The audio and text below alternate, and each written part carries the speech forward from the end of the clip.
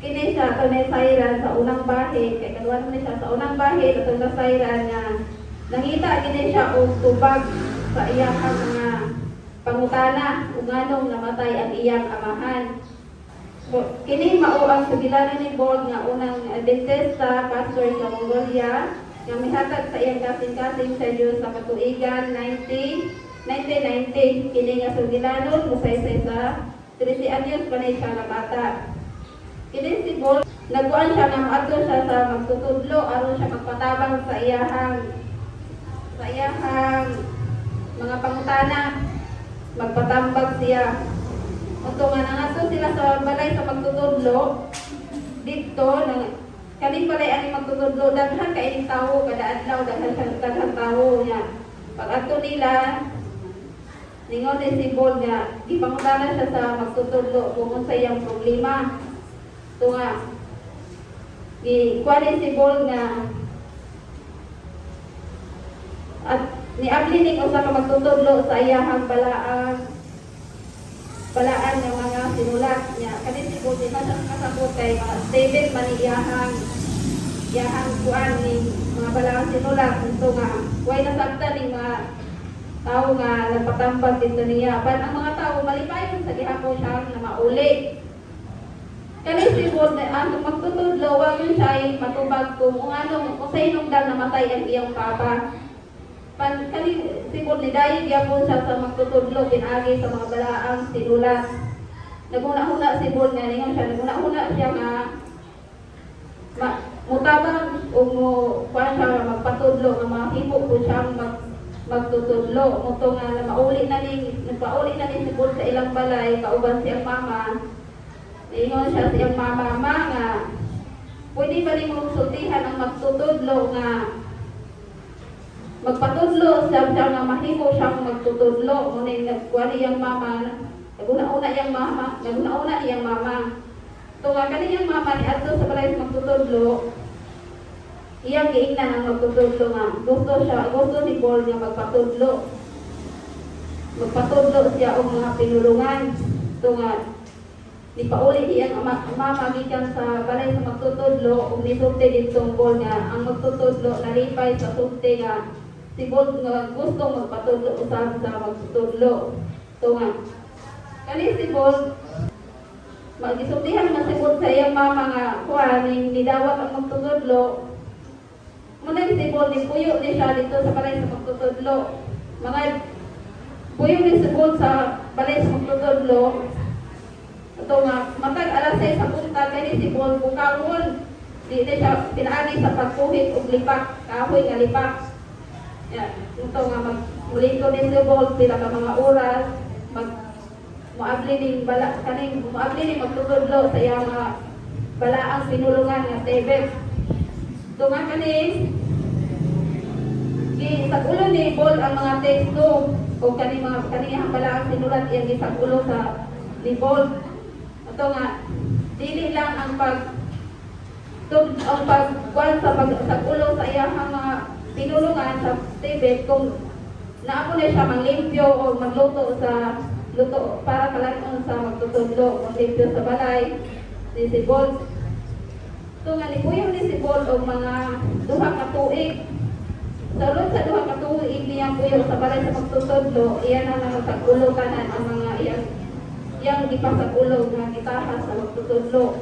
Diya sa pag-edad niya 15 anyos, kani si Bold gidala sa monasteryo nga magtutudlo. Og niyon dito, isulayan ni si Bold pagpangutana sa usa ka monasteryo. Kaduha ni siya gibalik-balik niyon siya nga unsay mong nakasunan mo ning ningon dito na yam-yam nimo ni nga teksto, si Bold nga bata kaayo nangutana sa una mo ang daghan yung mga pangutana ningon siya matubag na karon subala sa balaang mga sinulat. Ate mo ni nga ang katong monasteryo nga magtutudlo nakanay ni Bold ningon dito sa magtutudlo nga maayo siya ang pagkatudlo. Tingnan niya ang magtutudlo ni Bold. Kung kani si Paul gusto siya mauli sa ilang balay, kay duha naman ni siya katuig nga ipuyo sa balay sa pagtutudlo. Ito ni kung gusto ni siya mauli niya, giingnan siya sa pagtutudlo, wa pa may kabalo kung makabalik pa kasunod kay daghan naman siya mga bata na iyang natudluan, wala na yung lugar pang kautangan. Itong duha ka tuig, niuli ni si Paul sa ilang balay, kauban dito sa iyang inahan, kung kani si Paul namin siya ay igsuo, babae, kaluha. Ito nga, ibalik ni siya kung gusto siya mabalik kung eskwela. Sa diha sa 13 anyos pa si Paul, yun siya, sa 13 anyos pa siya, ganahan siya nga makakason sa iyang pan.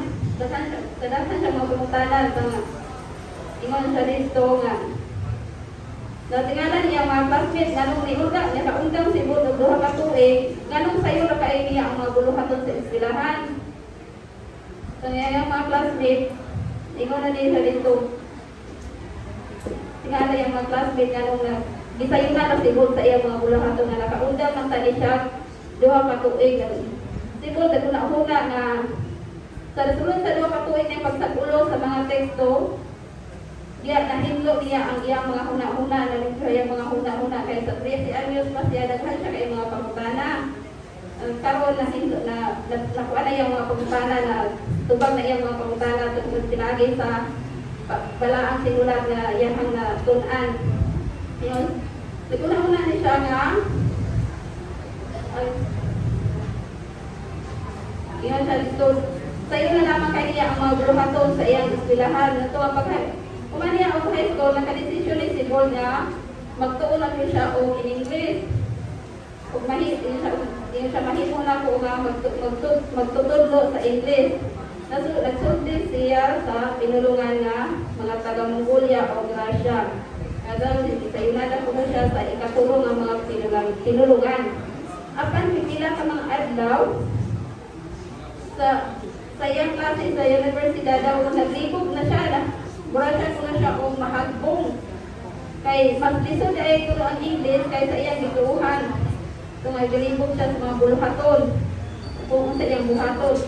Usa ka adlaw, yan na samtang naglisod sa iyang buluhaton sa ilahan, nainungtong siya sa mga Amerikano. Nagnauna siya gabasin o mga tabangan siya sa iyang in English. Nisulti siya dito siyang igsuon kung isaan siya nga. Ninisaan ni si Paul nga kung musulti ang mga Amerikano kung musulti ang Kristyanidad, ino niya nga di niya madawat ang taga-Mongolia sa iyang reliyon, iyang ipangutana ang iyang kaluha, kung mahimo bang makikita siya nila dito sa Amerikano. Inan siya sa iyang isuo Amerikano, tungod sa iyang mga tubag. Ningunin Amerikano, dalas siya sa simbahan, karong Sabado, pag-angko sa mga taga-Mongolia nga sama ni God nangita o mga tubag kabahin sa halal sa katrisi nga Sabado ni ini nga trimestre muabli sa recreation center sa mga bata alang sa pagpahat sa maayong balita dito sa Alamba Atar sa Mongolia. Salamat sa pag-angko o kagayang mga halad nga karong Marso 2020 na simbol ang iyang mga pangutana pinagi sa balaan sinulat natubag na nalimpyo na yung unang-una sa manako nga ako mga sa wapa ko sunod aning iglesia daghan kay kong mga pangutana buhay pa akong papa nga nalipay ko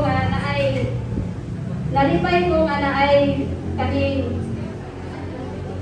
dito sa kwanta kaning wali pa ito nga proceed, nalipay ko atong 2022 November nga na-proceed dito kay sa pangutana sa kumbana. Dili lang ako nang utana hangtod ang kumbana. Nato nga si Pastor Inching nagkuan siya o mga kuan pa nga brad sa gingalan ni mensahe pa. Ang mensahe dito nag-una jud nga ang katong ikapulo. Nato nga dito ko o katong kumbana. Ingon siya nga na-take note ba mo ang katong giwali? Ikong o na-take note, sa peso na ikunog lantaw. Ang akong ginilantaw dito, ang akong yung nahinamdaman katong Malakyan Street nga at ang halang ni akong ikapulo. Ito nga daghan sa pangutana o sa tupang na nakikita salamat.